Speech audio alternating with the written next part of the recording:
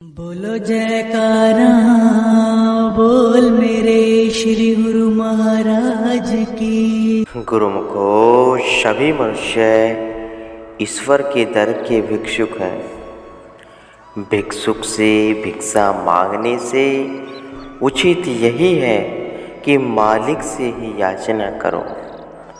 संसारी वस्तुएं संचित न करो, वितरण करने से उनमें वृद्धि होगी। भगवान की माया भगवान को ही श्रद्धा से अर्पण करने पर कोई कमी नहीं आती, बल्कि इससे शुभ कर्मों की पूंजी संचित होती है। ऐसी बातें कभी न करो जो मालिक को अच्छी न लगे। वे सर्वव्यापक सब कुछ देख व सुन रहे हैं। प्रभु सर्वव्यापक है, कोई भी ऐसा स्थान नहीं जहाँ वे मौजूद न हो, परंतु हमारी दृष्टि से अदृश्य होने के कारण हम उन्हें देख नहीं पाते।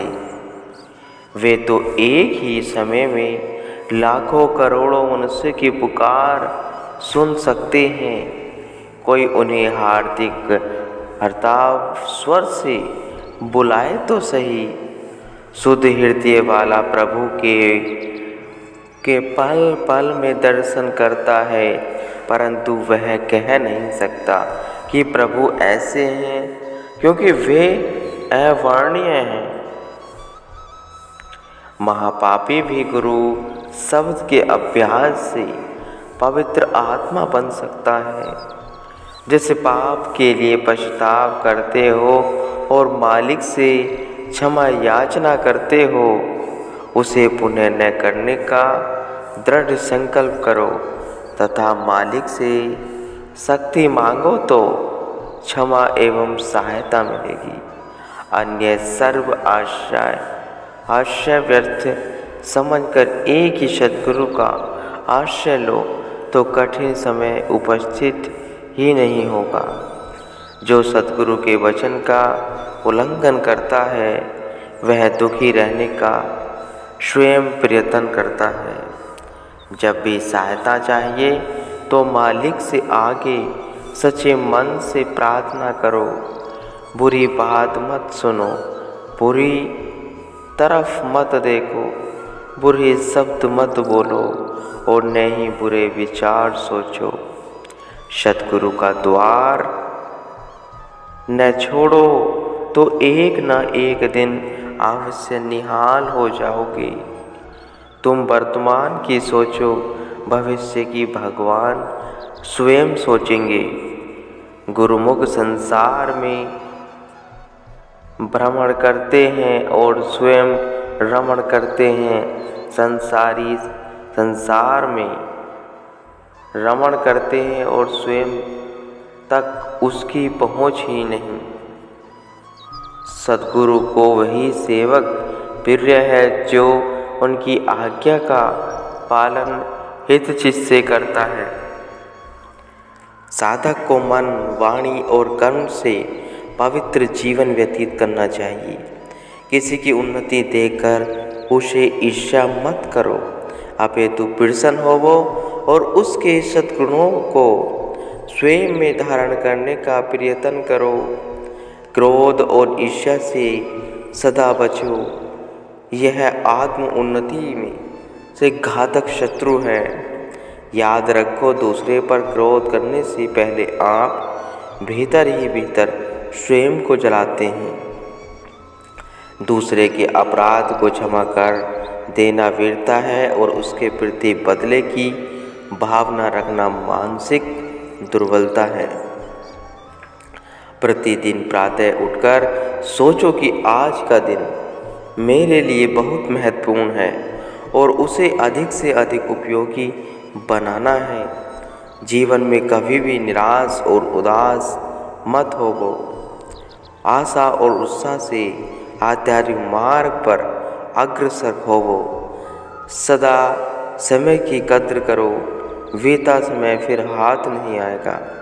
इसलिए अभी से वर्तमान समय का अधिक से अधिक लाभ उठा लो। बीते हुए की चिंता न करो। जो अब करना है उसे विचारो और निर्णय कर लो कि शेष सारा जीवन केवल सद्गुरु की सेवा में ही बीते।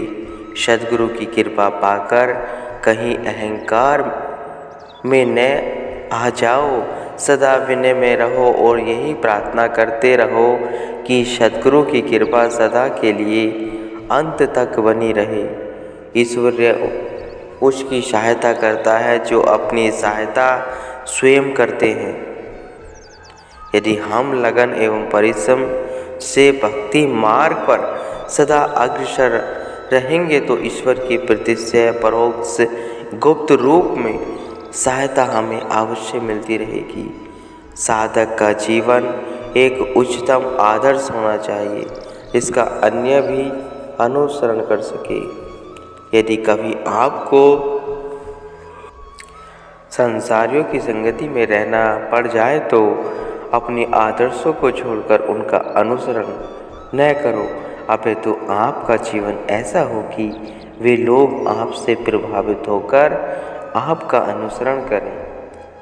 शहर की सैर करते हुए जैसे अपना घर याद रखा जाता है, वैसे ही सब कर्मों को करते हुए अपना कार्य कभी मत भूलो। अथाह सागर की बूंद में नमक एवं परंतु दृष्टिगोचर नहीं होता, इसी प्रकार अखिल जगत के भीतर प्रभु की शक्ति व्यापक है। हम चाहे न देख सकें। यदि तुम मनमति त्याग दो तो प्रभु तुम्हें हर पल में हितकर परामर्श देंगे। ईश्वरीय कृपाओं को प्रत्येक के सम्मुख प्रकट नहीं करना चाहिए। तुम यह विश्वास रखो कि मालिक मेरे रक्षक हैं तो कोई बाल भी बाका नहीं कर सकता, परंतु श्री आज्ञा में चलेंगे तभी ऐसी संभावना है। जैसे संसार में कोई व्यक्ति अपने प्रियजन का दुख नहीं सहन कर सकता, सदैव उसकी सहायता के लिए तत्पर रहता है, वैसे ही प्रभु अपने दास का दुख सहन नहीं कर सकते। प्रभु के दर्शन अवश्य होंगे। तुम अपने अंतःकरण को शुद्ध करो। तुम साहस मत छोड़ो, व्यर्थ विचार न सोचो, जीवन से परेशान न होकर धैर्य से कार्य लो तो उत्तम संगति का आश्रय लो। सुख सद्गुरु की देन समझकर उनका आभार मानो। जो बीत गया है उसे विस्मृत कर दो, काफ़ी दुख दूर हो जाएगा। किसी ने अगर तुम्हारा समादर नहीं किया तो उसके लिए खेद मत करो, मालिक सब कुछ देख रहे हैं। लोगों से भी अधिक तुम्हें मान देंगे। प्रभु के प्रेमियों को कष्ट देने वाले कुदरत के दंड से बच नहीं सकते।